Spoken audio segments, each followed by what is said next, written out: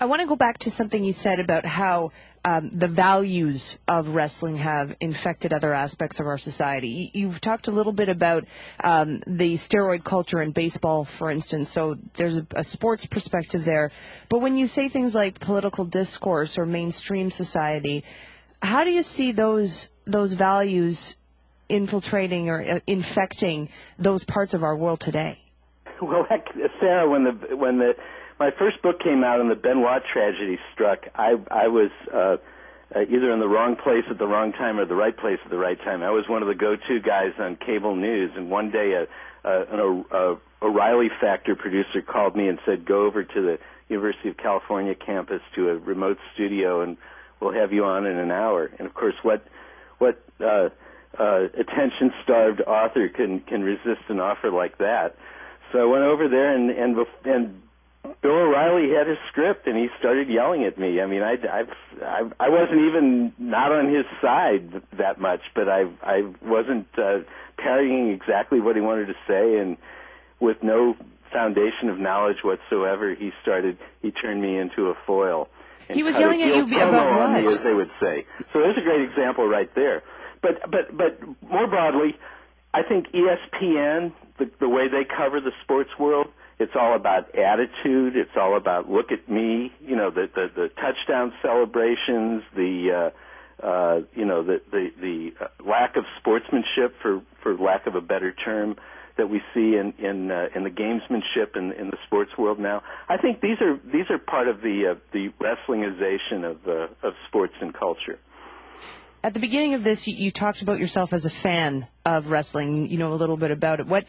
Given how much you do know about the workings of the world, from the background from your uncle's part to play in the development of wrestling, what is it about the entertainment or the sport or the phenomenon in general that keeps you as a fan?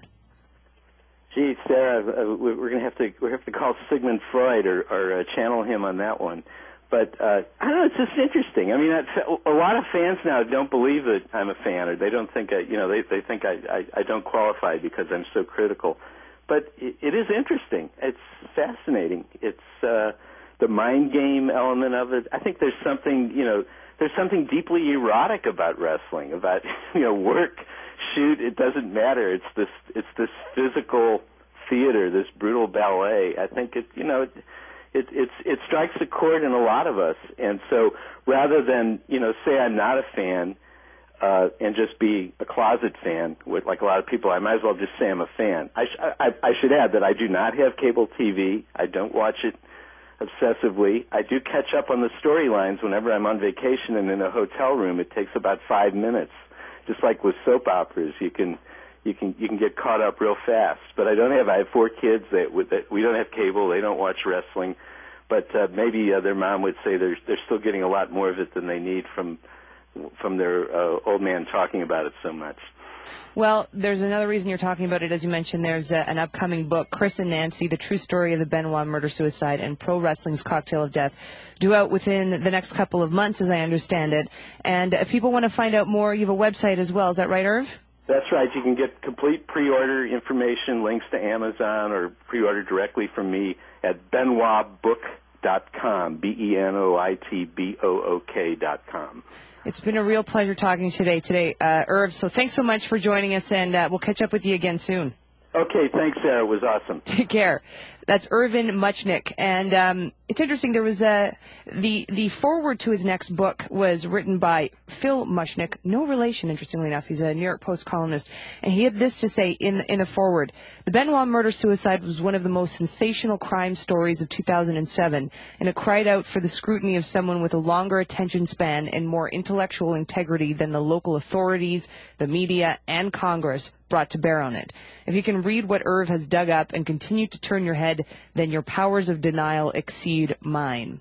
So it sounds like it'll be a really great read, and I urge you to pick it up and to check out Irv Muchnick's website as well. And I am fascinated by this world of wrestling, and I feel like I'm of two minds when it comes to it, because I talked about having Ric Flair on the program when we did the intro for the program today. And I was thrilled. I was excited. I watched wrestling when I was a kid. I watched the cartoon when I was a kid. That was my don't miss cartoon. And, my fandom has changed as I got a little bit older, but, still it has a real special place in my heart from where, how much I watched it and what I appreciated growing up. And it's considerably different when you're 31 years old and you think about the, fact versus fiction tension in that world. But still insanely popular and no dearth of fans, that's for sure. So I'd love to know what you think about my conversation with Irv. You can always reach us at ideas@hardcoresportsradio.com. That or my conversation with Dave earlier today. Feel free to share your thoughts with us, and we'll read them on the program tomorrow. That does it for us here on UnderScore today. Stay tuned for Fight Network Radio on Hardcore Sports Radio, Sirius Channel 98. You've been listening to UnderScore with Sarah Meehan. Heard Monday to Friday at 3 p.m. Only on Sirius Channel 98, Hardcore Sports Radio.